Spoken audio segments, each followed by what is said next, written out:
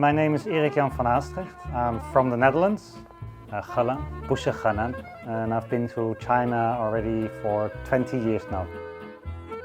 I'm now in Kempinski Fuzhou.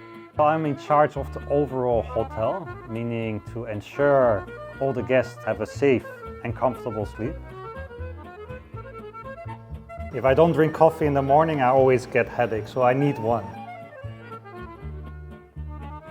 Why I wanted to come back to China? It's mainly the challenge. Hotels in the Netherlands, the biggest one is maybe around 200 rooms. And 200 rooms in China is kind of small. Here you have at least 3, 4, even 5, maybe 700 rooms as well.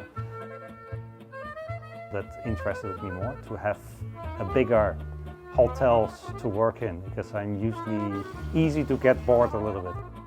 I like to be walking around and to be checking and improving.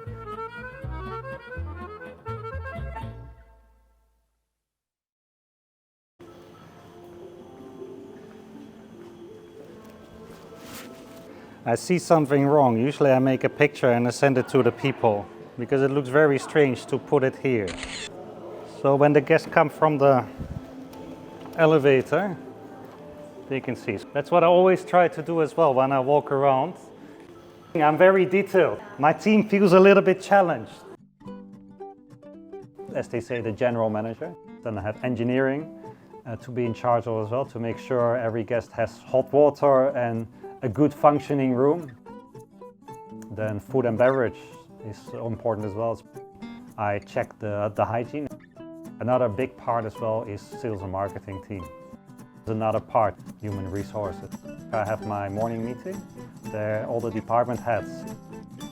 I started my career in 2004 in Crown Plaza, Beijing. My goal was actually to become a GM before I was 40 years old. So I was actually lucky already. When I was 36, I already became a GM. 来，我要问一下，你觉得类似这好看吗？一点。对，这个客人看到了这个好看的呀，这个有点类似屁股的吧，不好看的。A trainee is all about learning, and it's what I always say to all my trainees as well. I said, make as many mistakes as you can and learn from that. So make sure you make only the same mistake once. And that's how I also feel how my own career has developed. I can still remember the first time I was cleaning a champagne glass. And actually I was holding it wrong, and then the whole stem went in my thumb. So I had a very big cut inside. So through that way as well is you learn how not to do things and how to do things differently.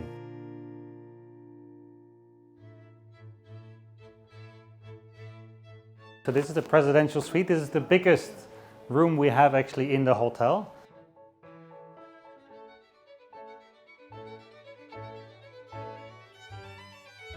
And the best thing is we can open it also. So you can see whole Fuzhou view.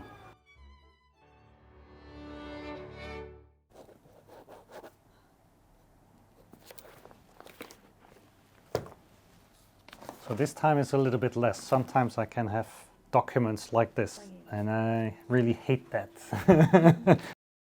I like football actually. I don't want to say I would become, but when I was younger I had a chance maybe to become a professional football player.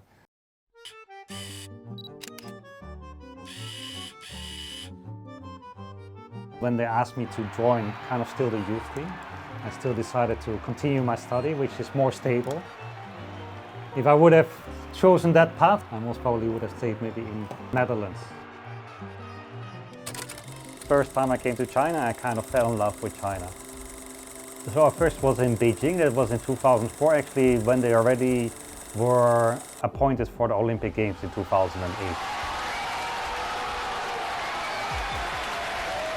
And where I was working was very close to the Olympic Stadium, and I could really see the changes. After I've been back for 1 month again, I could see there was another high-rise building coming up. I think this was really a turning point, I would say, the 2008 Olympics. And I think that time as well, tourism was really boosting. There were many more hotels coming around that period.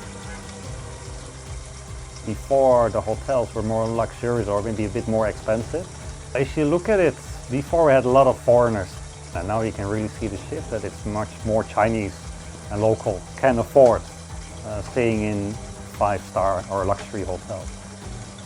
In China, especially the Olympics, of course, is helping. People saw kind of what it could do for the country as well. They started to see, oh, if you work hard, you have more opportunities, you also get more benefits for yourself. Now, when I'm looking back, I made the right decision to move into China. The development of China has subsequently also developed myself and laid out my career goals. China is my lucky charm.